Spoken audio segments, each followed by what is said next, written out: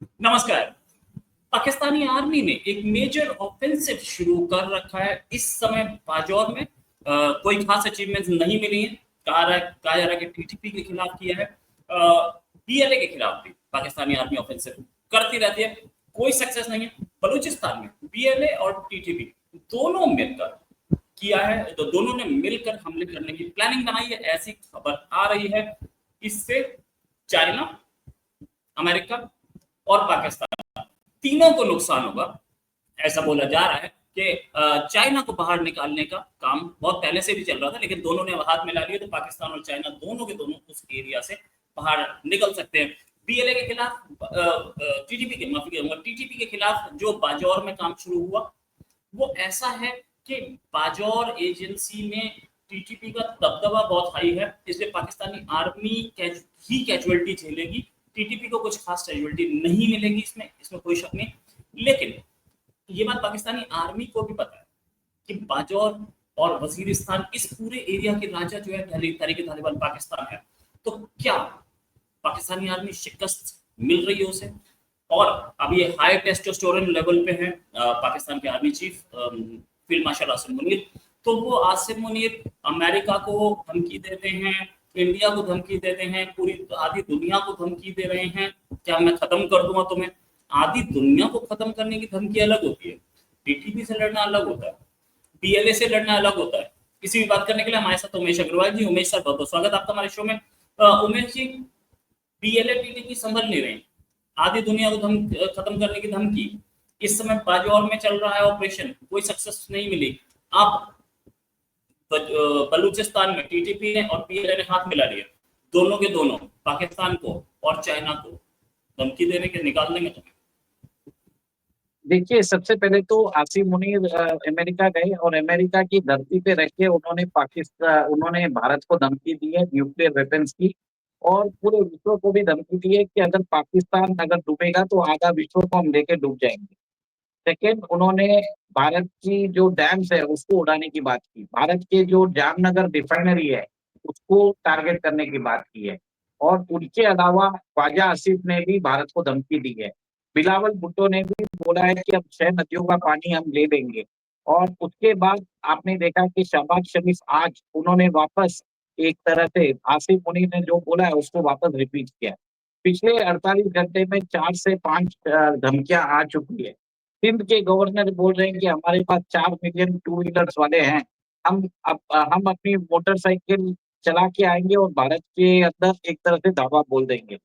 तो कहीं ना कहीं जो ये जोकर्स है जो अपने हिसाब से स्टेटमेंट्स दे रहे हैं, तो मेरा मानना है कि भारत के सिर्फ आर्मी चीफ ने बोला है कि हम युद्ध के लिए तैयार हैं, उसका प्रतिक्रिया इतना ही दिया है। तो कहीं ना कहीं मेरा ये मानना है कि जो भारत ने पाकिस्तान के खिलाफ जो हाइड्रो वॉर चालू किया था, हाइड्रो बम, जिसमें हमने इंडस वाटर ट्रीटी को अ, दरकिनार किया है, इससे पाकिस्तान में बहुत खलबली मच गई है।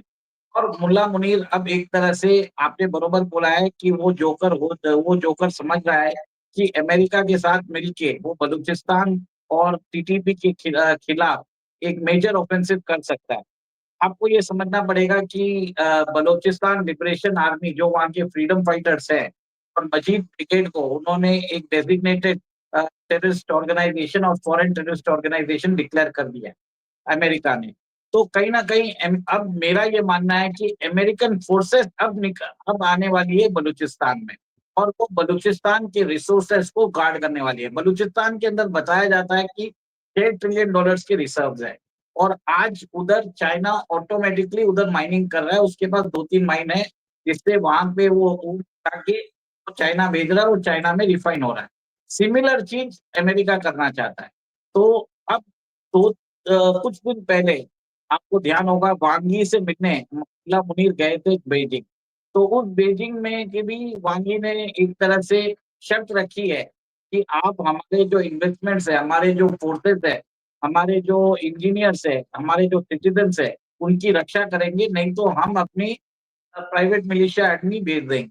तो जब आज की डेट में 30 to 40% जो बलूचिस्तान का एरिया है पाकिस्तान के कंट्रोल में ही नहीं है, पाकिस्तान के सिक्योरिटी गार्ड्स उधर जाने से डरते हैं। तो कहीं ना कहीं अमेरिकन फोर्सेस को आना पड़ेगा अगर उन्होंने इन्वेस्टमेंट्स किया तो।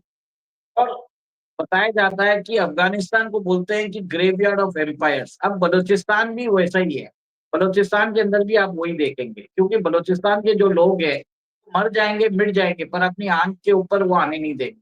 इसके लिए आपने देखा है कि कैसे वहां के लोग, वहां की महिलाएं भी एक तरह से मजीद ब्रिगेड ज्वाइन करके अपने आप को शहादत देने को तैयार है बलूचिस्तान के फ्रीडम के लिए।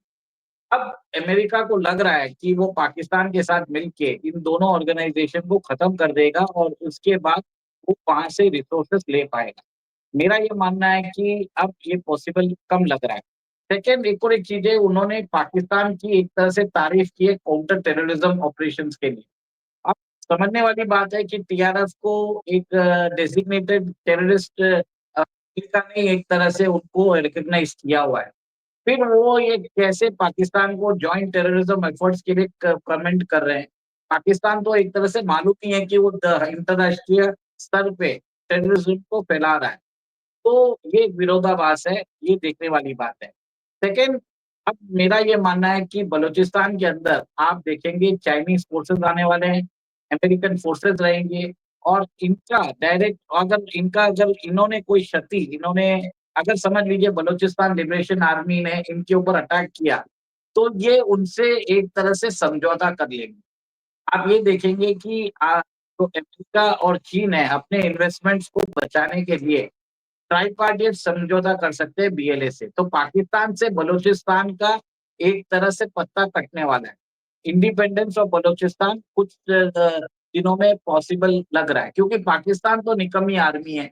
वहाँ के मुल्ला मुनीर जो है वो खुद भी अमेरिका भागने के फिराक में, उनका टर्म भी कभी भी एंड हो सकता है। तो कहीं ना कहीं आपको लगेगा कि अमेरिका डायरेक्ट डील कर लेगा, बलूचिस्तान के से लोगों से डील कर लेगा। अभी उसने आर्मी के साथ की है फुट होल्ड गेन करने के लिए, पर एक बार उनकी आर्मी आ जाती है तो डायरेक्ट बीएलए से भी डीलिंग कर लेगा। उसने ये काम सीरिया में भी किया है। वो अभी कचिन रेबल्स जो म्यांमार में है, कचिन प्रोविंस में, उनके साथ भी कर रहा है। तो कहीं ना कहीं मुझे लग रहा है कि बलूचिस्तान का आजादी का एक तरह से पहला स्टेप चालू हो गया, और पाकिस्तान के विघटन का जो चीज है वो भी चालू हो चुका है। सही बात, पाकिस्तान का विघटन भी चालू हो चुका है। अच्छा, ये चीज कि पाकिस्तान की अभी जो पता लग रहा है बाजौर में 55,000 लोग डिस्प्लेस हो गए, लेकिन कोई मेजर ऑफेंसिव नहीं दिख रहा। बीएलए के सामने फेल क्यों हो रही है पाकिस्तानी आर्मी? क्या बीएलए को किस किस का सपोर्ट है कि इतनी स्ट्रांग होके? पाकिस्तान की आर्मी छोटी नहीं है, 6 लाख आर्मी है और लेटेस्ट वेपन्स भी है उसके पास। बीएलए के पास देखिए लेटेस्ट वेपन्स हैं कि नहीं है, तो वो डिपेंड करता है कि उसे दे कौन रहा है। अमेरिका दे रहा है सीधे सीधे वेपन्स चाइना को बाहर निकालने के लिए। देखिए 6 लाख की आर्मी, 6 या 7 लाख की आर्मी रहने चाहिए, पर कौन मरना चाहता है पाकिस्तान के लिए? कौन शहादत देना चाहता है अपने पाकिस्तान के लिए? नहीं तो क्योंकि उनके 72 उड़े मिलेंगे अगर वो मरेंगे तो। नहीं, वो उनको मालूम है कि उनके जनरल्स तो है जो है वो रिटायर होने के बाद अमेरिका चले जाते हैं। तो किसके लिए करेंगे? ऊपर से रिपोर्ट्स आ रही है कि पाकिस्तान आर्मी से बहुत लोग अपनी पोस्ट, फॉरवर्ड पोस्ट से अपने आप को एक तरह से वो रिजाइन करके भाग रहे हैं, भगोड़ा बनने को तैयार है, वो कहीं भी जाने को तैयार है। पर इस निकम्मी पाकिस्तानी सरकार और आर्मी के लिए मरने को तैयार नहीं है, क्योंकि उनको मालूम है इससे कुछ होने वाला नहीं है। ये देखिए रिपोर्ट्स अभी बहुत प्रिलिमिनरी स्तर पे आ रही है, पर मास डेजर्शन भी चालू हो जाएगा। अब पाकिस्तान को लग रहा है कि अमेरिका का उनके ऊपर आशीर्वाद है और तो वो कुछ भी कर लेगा, ऐसा नहीं है। बलूचिस्तान के जो लोग हैं वो मर मिटने के लिए तैयार है, उनके अंदर एक पैशन है, और वो अपने आप को शहीद कर देंगे, पर पाकिस्तान की बेरहमियों को वो कभी भी एक्सेप्ट नहीं करने वाले। वहां पे मेहरान बलोच जो है उनको इम्प्रिजन करके रख दिया है। वहां की औरतों पे दमन किया जा रहा है, आदमियों को उठा के उनको कहाँ भेजा जा रहा है उनका नहीं मालूम है। बताया जाता है कि उनका ऑर्गन हार्वेस्टिंग कर रहे हैं, और इंटरनेशनल जो ब्लैक मार्केट में है ऑर्गन्स को बेचा जा रहा है। ये सब काम कर रही है पाकिस्तान की आर्मी, और इससे समझ में आ रहा है कि पाकिस्तान के अंदर एक तरह से वहाँ की जनता, वहाँ की जो फौज है, एक तरह से त्रस्त हो चुकी है because of the corrupt political leadership and compromise military leadership. Right, compromise military leadership और करप्ट लीडरशिप की वजह से वो हो चुका है। उमेश जी, फाइनल क्वेश्चन आपसे लेना चाहूंगा मैं। आसिम मुनीर जो धमकियां देते घूम रहे हैं, क्या अमेरिका में बैठ के धमकी दे रहे हैं, न्यूक्लियर वॉर की धमकी दे रहे हैं। अमेरिका को ये सब दिख नहीं रहा, या अमेरिका की शह पर ये सब कुछ हो रहा है? देखिए सिंपल सी बात है, अमेरिका के जो राष्ट्रपति है डोनाल्ड ट्रंप, वो अभी अपने फैमिली इंटरेस्ट को प्रमोट कर रहे हैं। उनका एक ही चीज है कि उनको ट्रंप डायनेस्टी को प्रमोट करना है। इसके लिए उन्होंने पाकिस्तान क्रिप्टो काउंसिल के साथ वर्ल्ड लिबर्टी फाइनेंशियल का उन्होंने करार कर दिया है। एक तरह से अमेरिकन राष्ट्रपति एक पैरेलल मनी लॉन्ड्रिंग रैकेट वो एक तरह से स्थापित कर रहा है, जिसमें करप्ट पाकिस्तानी जनरल अपनी जो इल गॉटन वेल्थ है वो अमेरिका ट्रांसफर कर लेंगे। इससे क्या होगा, पाकिस्तान जो है जो उसके ऊपर रेगुलेटरी ओवरसाइट्स होता है आईएमएफ वर्ल्ड बैंक का, वो रह नहीं पाएगा। तो कहीं न कहीं एक तरह से पैरेलल मनी सिस्टम बनाया जा रहा है, जिससे पाकिस्तान के अंदर ट्रम्प की कंपनी वहाँ से मनी लॉन्ड्रिंग कर सके, जो भी मतलब उल्टे काम है वो सब कर सके। ट्रम्प को कहीं न कहीं लगता है कि उनके 3 साल में वो इतना पैसा बना ले कि उनकी फैमिली को आगे जाके कोई तकलीफ ना हो। इसके लिए ये इन्होंने पाकिस्तान की लीडरशिप है, वो कॉम्प्रोमाइज़ हो चुकी है।